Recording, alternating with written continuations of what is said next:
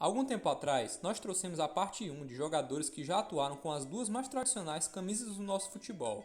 A mais tradicional, no caso a nossa, e aquela outra coisa de duas cores. Como eu tinha dito, isso acontece por vários motivos. Para alguns, o futebol é apenas um trabalho, então é natural mudar de emprego ao longo da vida. Mas outros motivos, às vezes até pouco nobres, fazem com que um jogador vire a casaca. Então deixe seu like, se inscreva no canal Tricolistas, veja a parte 1 desse vídeo se você ainda não tiver visto, porque hoje nós vamos falar da parte 2 dos jogadores que atuaram nos dois clubes da capital.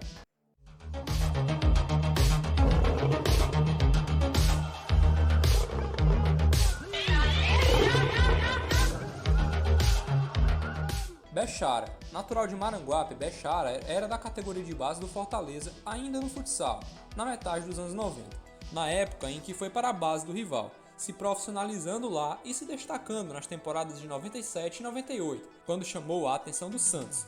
Ainda voltaria ao Leão para ser o motor da jangada atômica e novamente para contribuir com o Tetra em 2010. Oliveira Canidé.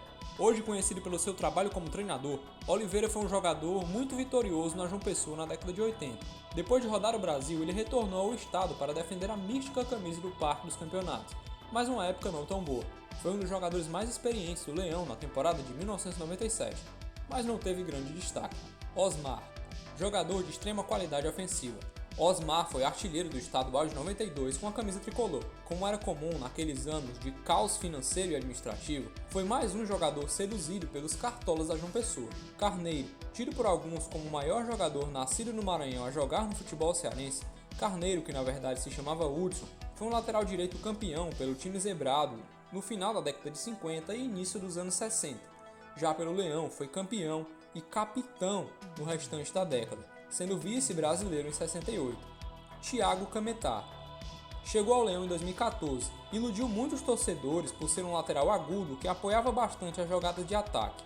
Em 2015, no entanto, se aproveitando da fragilidade gerencial do Fortaleza, os dirigentes de Porangabuçu levaram Cametá para reforçar o time deles. Foi pela sombra, pois para o seu lugar veio simplesmente Tinga. O próprio Cametá assistiu o Leão levar o estadual dos 2 anos seguintes. No momento da gravação deste vídeo, Thiago Cametá está no futebol da Armênia. Harry Carey. Aqui, exatamente o oposto do caso anterior. Depois de se destacar com a camisa do rival, o goleiro Harry Carey foi contratado pelo Leão para o lugar de Pedrinho Simões em 61.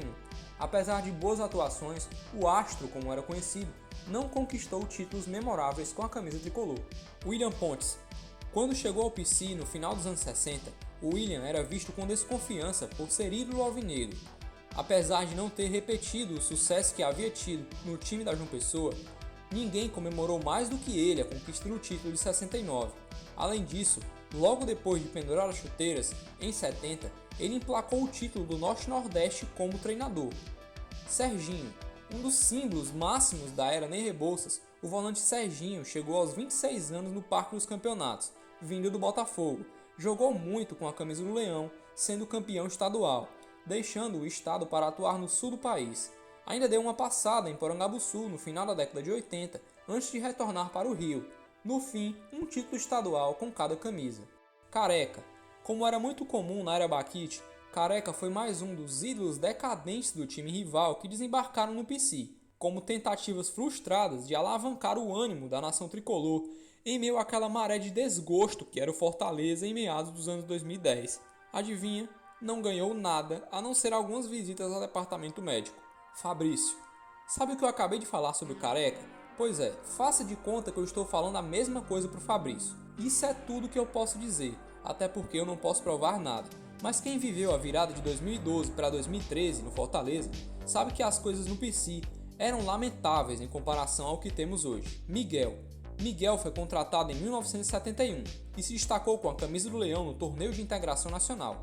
Detalhe que a torcida começou a cultuá-lo sem nunca antes tê-lo visto jogar. Isso porque aquela competição foi disputada em Goiânia. Isso rendeu a ele o apelido de o Artilheiro Misterioso. E como tudo que nós temos, eles querem também, Miguel foi levado a João Pessoa. As informações sobre sua passagem por lá são um tanto quanto conflitantes, mas não deve ter sido lá grande coisa, afinal você provavelmente nunca nem ouviu falar desse jogador mesmo. Cléo. Baixinho, veloz e bom finalizador. Cléo chamou a atenção com a camisa tricolor no estadual de 2012, sendo seduzido pelo rival, abandonou o PC logo após a competição. Como resposta, ele entra para a lista de jogadores promissores que caíram em desgraça na carreira após pular o muro. Depois de ir muito mal em Porangabuçu, ele encerrou sua trajetória melancolicamente por equipes pequenas do interior do Pará. Heron, com boas atuações com a camisa tricolor na virada do milênio, Heron logo foi para o rival, mas por lá não ganhou nada. França. O estilista teve uma passagem pelo rival entre 41 e 42, quando conquistou o Manjadin. Depois retornou ao tricolor para não mais sair, se tornando até mesmo técnico do Leão quando se aposentou, tendo a oportunidade de treinar seus sobrinhos Moés e Mozart na ocasião. Mazinho Lima. Em 2006, como eu já cheguei a mencionar, a diretoria alvinegra estava desesperada para irritar o torcedor tricolor de alguma forma, uma vez que na bola nem eles mesmos acreditavam que seria possível. Assim sendo, eles apelaram para contratar vários jogadores com identificação com o tricolor. Mazinho Lima foi um deles. Na João Pessoa passou 3 temporadas, o mesmo número de jornadas com a camisa do Leão. Ainda retornou em 2008. Mito Otônio, lendário jogador do time da João Pessoa, Mito Otônio, que era natural de Granja, começou a carreira no tricolor, sendo campeão cearense de 1938. Porém, com o começo da década de 40, ele foi para o lado de lá, onde jogou literalmente até morrer, pois depois de uma partida em 1950, passou mal e veio a falecer. A história na época diz que foi por conta de uma panelada. O certo é que hoje o estádio de sua cidade natal leva seu nome e tem as cores do rival. Rômulo foi formado na base do rival em 95, ainda rodou por vários clubes e conquistou vários títulos, até chegar no PC em dezembro de 2007, vindo do próprio time preto e branco. Aqui, ele superou as desconfianças da torcida e conquistou o título estadual em 2008, mas exatamente 8 meses depois de assinar contrato, pediu rescisão e saiu de graça para o futebol do Azerbaijão. Na época, o clube estava com salários atrasados e na zona de rebaixamento. Acabou sendo uma boa para o Fortaleza, já que vieram para o seu lugar Bambam e Adailton, que ajudaram o Fortaleza sim a se livrar da degola. Vitor Jacaré. Nascido na pequena cidade de Caririaçu, Jacaré tinha pouquíssimo holofote jogando a segunda divisão estadual pelo Icasa, quando o Fortaleza o avistou em um treino da seleção cearense sub-20, abrindo as portas para o garoto de 18 anos, a pedido de Rogério Ceni, que deu muitas oportunidades para que ele desenvolvesse seu potencial. Através do Fortaleza, Jacaré rodou o Brasil e até mesmo o mundo, pois foi disputar um torneio na França com a camisa tricolor. Depois de voltar para o time de base, sem justificar o investimento feito nele, acabou indo para o Caucaia, onde conseguiu enfim um pouco de destaque.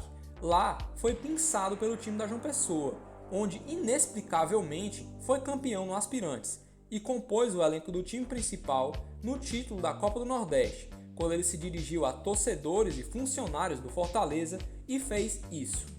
Caladinho. Não fazer não, caralho. Prepara pro Cearense.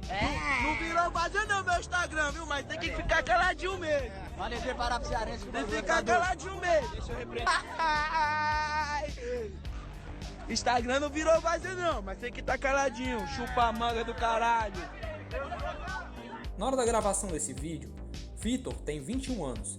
Vamos ver até onde ele vai chegar na carreira e que preço o mundo do futebol vai cobrar pelas palavras dele. Jaime, sempre que as coisas estão ruins aqui, estão boas na João Pessoa, e vice-versa. E assim foi com Jaime, que brilhou com a camisa deles na década de 90, mas no ano 2000 estava do lado certo da história, mesmo identificado com o time de Porangabuçu, jogando em sua cidade natal Sobral, ele salvou o tricolor e garantiu o Papa Penta. Penta esse que ele seria um dos responsáveis por construir caso acontecesse, já que venceu as outras edições do estadual com o rival. Seu empenho e profissionalismo já foram elogiados publicamente em entrevistas recentes por dirigentes da época. Lulinha, mesmo com apenas 2 títulos estaduais em uma década inteira dedicada ao Parque dos Campeonatos, Lulinha ainda é idolatrado por muitos torcedores tricolores do seu tempo, mesmo tendo ido para o rival, onde é um dos maiores ídolos. O goleiro faleceu em 2013. Pipio, centroavante goleador do tricolor na década de 40, Pipio foi campeão cearense e da Taça Cidade de Natal na década. Porém, na década seguinte, foi marcar seus gols com a camisa do time zebrado. Sérgio Redes, conhecido como Sérgio Amizade, veio do Rio no começo da década de 70. Foi uma peça fundamental para o título cearense de 73.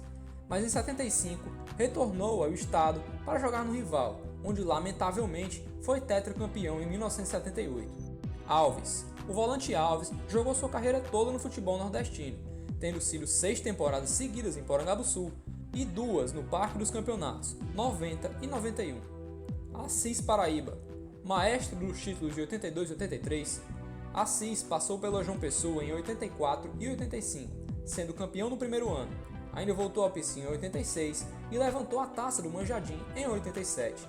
Marciano, o artilheiro interplanetário, desandou a fazer gols com o manto leonino em 73 e 74. Ainda retornou ao PC em 80 e 81. Fora o Fortaleza, Marciano jogou em muitos outros clubes, como Flamengo, Curitiba, Internacional Figueirense, Bahia, CSA e, infelizmente, também no rival. Pedro Basílio. Esse aqui dispensa apresentações, mas se você não conhece a história da Maravilha Negra do PC, vamos deixar aqui no card nosso vídeo que conta sua trajetória, que infelizmente também circunda a João Pessoa, pois jogou no rival entre 1976 e 1981. Porém, quando voltou em 82 para o Fortaleza, os títulos voltaram com ele.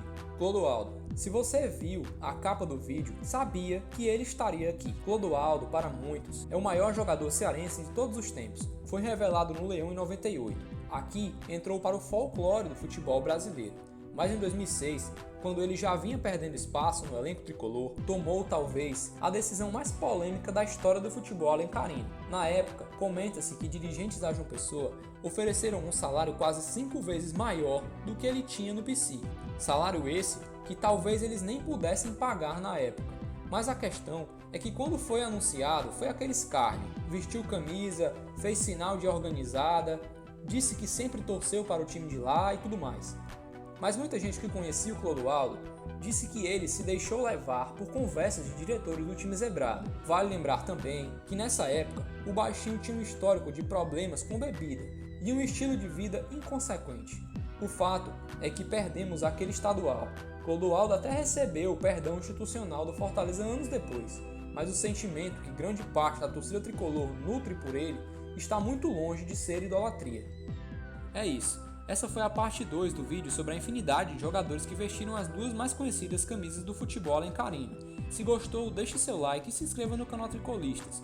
Veja a parte 1 desse vídeo caso não tenha visto e comenta aqui embaixo quem você quer ver na parte 3. Beleza? Saudações tricolores e até a próxima!